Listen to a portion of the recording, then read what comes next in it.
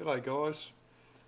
What I'd like to do is talk to you about rendering to get an output file exactly the same as the file that came out of the CGO3 camera. I'm getting 1080 by 60 frames out of mine. I find that's quite good. It's still quite a large file, but it looks good. Even though it does still take a long time to upload anyway. Now the problem I've got is with the Corel Videostudio I've got here. I've also got Pinnacle Studio and I've got Sony Vegas. They're all the same.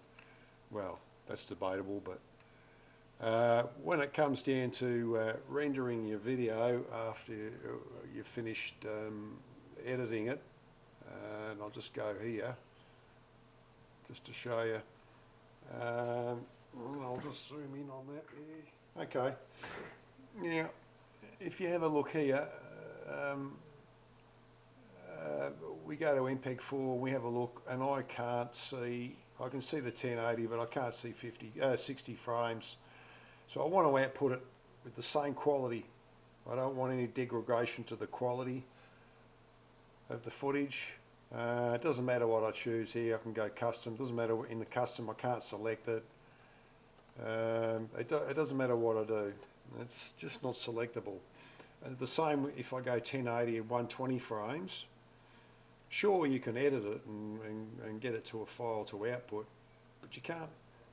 I just can't seem to output it to the same, exactly the same file that came clean off the CGO3 camera, unless now the Pinnacle and the Sony are the same. They've got this little, well, this one's got a checkbox here, but the Pinnacle and the Sony have got something similar.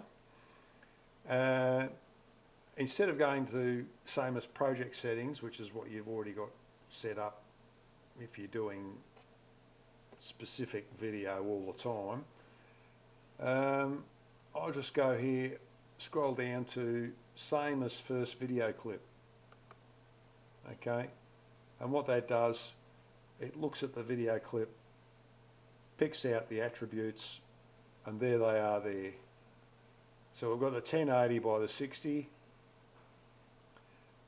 50,000 kilobytes per second at 16 by 9, and it's a 16-bit mono.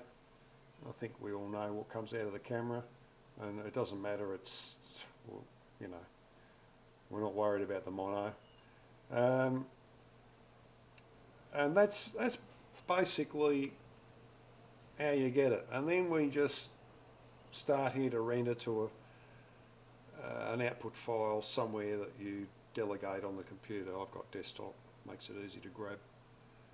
So there you go. I don't know whether you're having the same trouble. I mean, you can still output the file. It might output slightly lower quality, which is, I mean, it's okay to upload to YouTube or whatever. There is a difference though. There is a difference. I know that YouTube, they probably end up compressing it and whatever and doing all sorts of things with it. But if you want the same as the first clip that you've put on the timeline, you want exactly the same, you want it to be rendered to that same element, that's what you do. That's what I do anyway. I've got Pinnacle, I've got Sony. I use Pinnacle for converting DVDs, VHS tapes and 9mm reel to reel and all that sort of thing, because I've got the Pinnacle hardware, not just the software. I've got the hardware that goes with it. The Sony is great. I use the Sony for certain clips. I do the Sony with the certain clips, and then I'll bring those clips into the Corel video. I guess it's all what you're used to. I mean, I'm used to this. It's quite good. I do have the 3 programs. Takes up a lot of hardware, a lot of hard drive space, but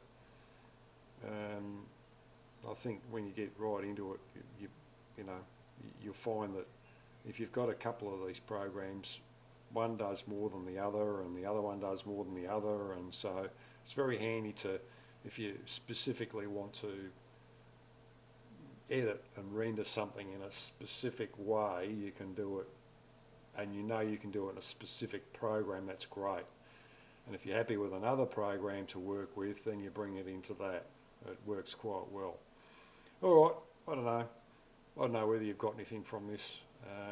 I know it had my head scratching for a long time, and I've seen on the forums people have mentioned that the 60 frames and the 120 frames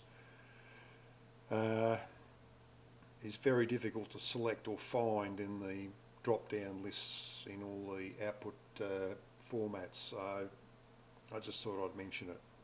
All right, good one. Well, thanks for watching. See ya.